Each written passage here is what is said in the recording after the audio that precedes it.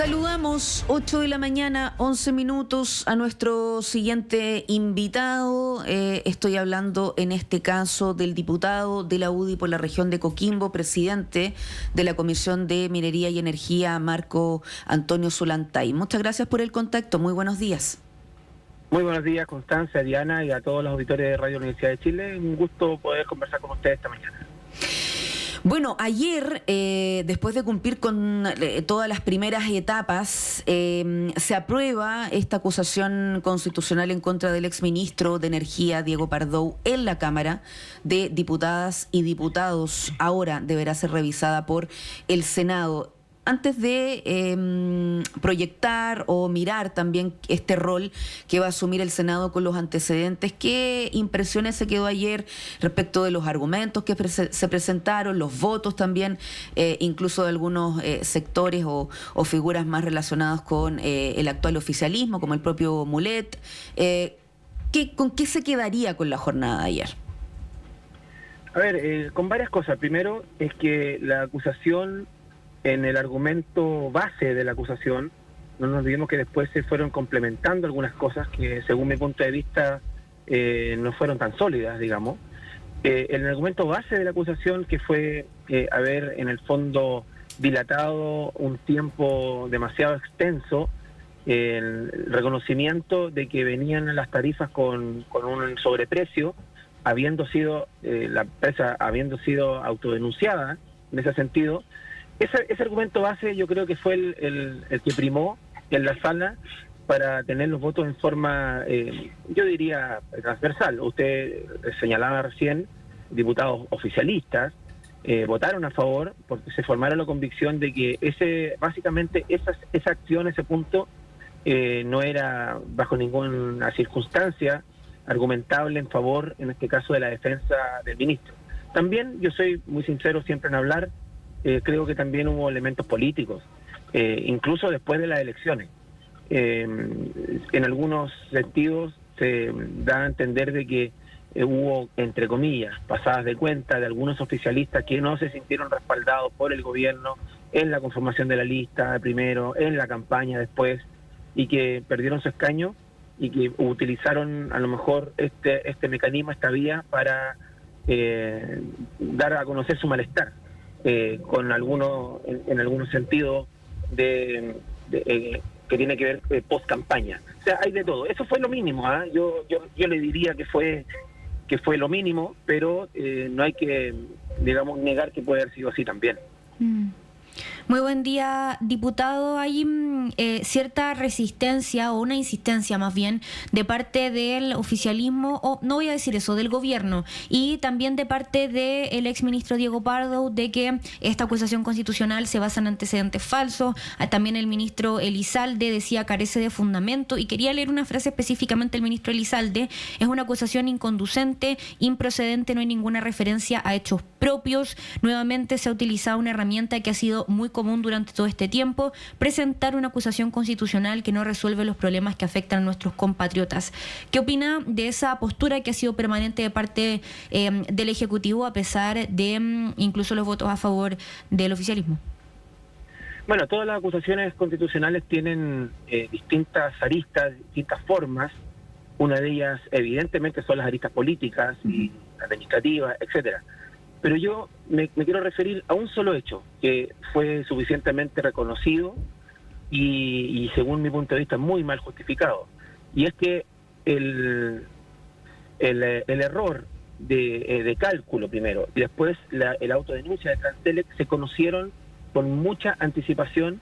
No hubo ningún tipo de acción ni reacción respecto a eso, independiente de que yo pueda entender algún argumento técnico de que a un ministro en este caso se le estaba acusando por acciones de instituciones o de oficinas más bien técnicas o terceros que tienen autonomía. Todo eso yo lo escuché ayer como argumento del abogado Cox.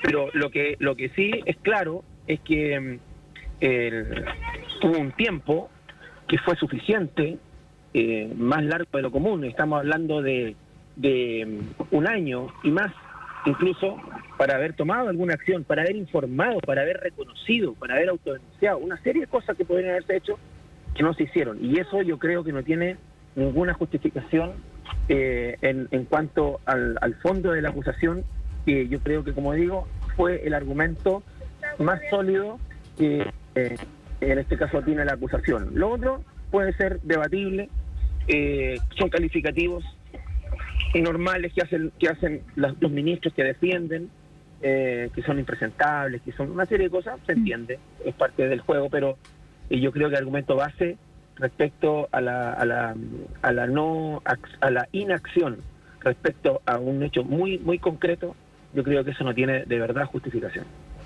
Diputado, bueno, este argumento o lo que voy a comentar a continuación estuvo presente cuando ya se anunciaba la acusación, cuando se ingresó, cuando se ha revisado las distintas etapas previas, que es la salida del cargo del ya exministro Pardow. De alguna manera algunos apuntan a que esa haya sido una decisión política de sacarlo de su cargo, y finalmente esta herramienta va más allá. Es una suerte de muerte política también de, en este caso, la autoridad que hoy está siendo revisada con esta acusación. ¿Usted cree que, más allá del caso, hay más en juego sobre esta herramienta dependiendo de la decisión? Si puede marcar algún precedente o netamente se enmarca lo que está hoy en debate sobre la responsabilidad del exministro Pardow. ¿Qué mirada más amplia respecto de esta herramienta? Porque sí, se ha dicho, es una herramienta del Congreso Nacional, pero en otras ocasiones queda la interrogante cuándo, cómo, contra quiénes y qué argumentos se ponen sobre la mesa, más allá de la decisión final, en este caso, que ya la tiene ahora el Senado como jurado. Sí, mire, yo me voy para contestarle esa pregunta, yo me voy a referir un poco a los hechos, en un caso, en un tema muy puntual. Lo primero es que no sé si ustedes se recordarán que cuando se genera esta acusación o esta intención de acusar, fue porque nosotros conocimos que hubo un mal cálculo de un organismo técnico externo, ¿cierto?, la CNE, y nosotros consideramos que el ministro tenía tuvo responsabilidad en eso al no ser diligente con su equipo para poder corregir en su tiempo, y eso genera la renuncia del ministro.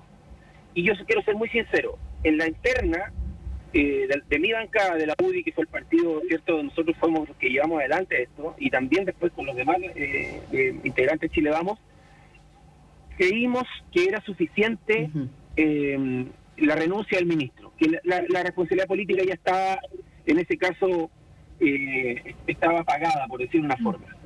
Y eso nosotros lo conversamos, y quiero revelar otro dato más. Se pensó extraoficialmente en no perseverar hacia adelante porque creímos que hasta ahí ya era suficiente, era lo normal.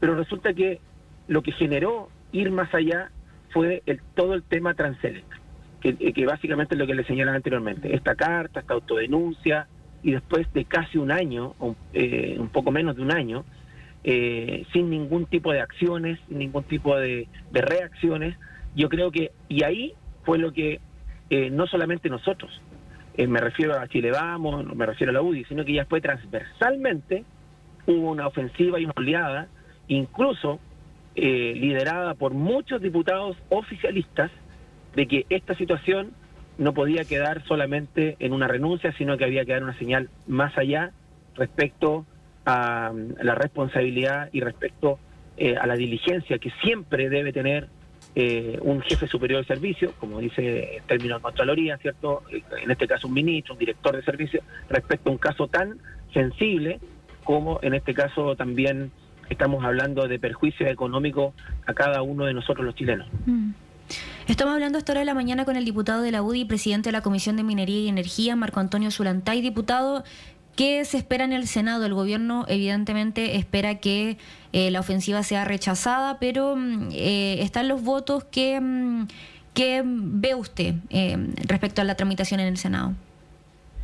Mire, he estado escuchando algunas declaraciones. Yo lo único que puedo decir, usted lo comprenderá bien, nosotros no tenemos relaciones más allá de lo que uno ve o algunas cosas muy puntuales con los senadores en la Cámara. Estamos en el mismo edificio, pero en realidad estamos separados en el edificio. Pero sí he estado escuchando claramente algunas declaraciones que pueden dar alguna luz la senadora Proboste, el senador Castro, que son diputados, por decir una forma, oficialistas o cercanos al oficialismo, al gobierno de alguna forma, que han manifestado opiniones muy críticas. Y ahí yo estimo y creo que se van a hacer las conversaciones respectivas de CESPRES y todo como corresponde en estos casos, pero no sé, no tengo una incertidumbre que al menos unos 3, incluso hasta 4 senadores pudiesen eventualmente tener algún voto a favor de la acusación, en este caso cuadrándose un poco con lo que yo les señalé anteriormente, respecto a las responsabilidades las señales de responsabilidades que hay que dar a la ciudadanía respecto a autoridades de máximo rango en el servicio que por inacciones perjudican a la población. Yo en este caso económicamente, como digo anteriormente, no puedo decirlo, pero solamente me remito a algunas declaraciones que he escuchado en ese sentido.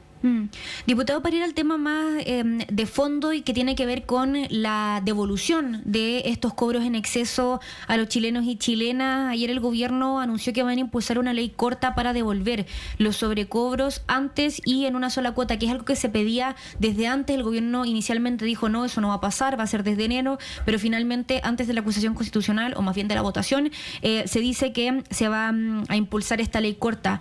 ¿Qué opina y cómo lo ve también? Si lo ve viable, sobre todo en estos pocos meses que quedan de esta administración al menos.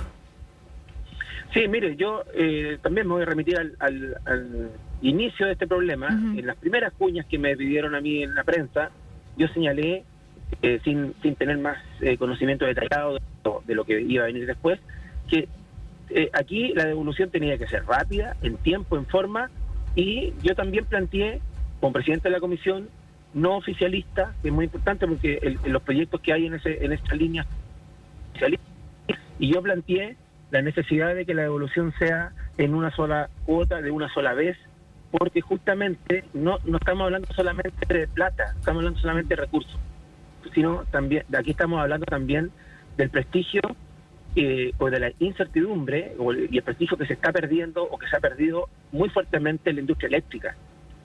Una señal de devolver el dinero en una sola cuota, de una sola vez, en forma clara, y que nuestra gente y la gente en general, la población, sienta que se le está devolviendo un dinero más pagado. Creo que no solamente, como decía anteriormente, es resarcir un recurso que le corresponde a cada uno de los chilenos, sino que también en la industria eléctrica, que es una forma de poder llevar o corregir un poco estos grandes errores que se han suscitado en los últimos tiempos. Y en ese sentido hay proyectos de ley, como corresponde en estos casos. Yo personalmente voy a apoyar ese tipo de proyectos de ley que tengan que ver con que a las personas le llegue sus recursos, su dinero de vuelta de forma rápida, clara, en una sola cuota. Y también claramente voy a tratar de convencer a los demás diputados de mi sector, de mi bancada, para que se puedan allanar a esa idea. Diputado Marco Antonio Ollantay, de la UDI, presidente de la Comisión de Minería y Energía, muchísimas gracias por acompañarnos esta mañana y ayudarnos a entender un poco más de lo que sucede, no solamente políticamente, sino que también con la devolución de los sobrecobros de las cuentas de la luz. Que tenga muy buen día. No, buenos días a ustedes y muchas gracias por este contacto. Muchas gracias. Buen día. Connie, y antes de la pausa, revisemos también, otros temas que han estado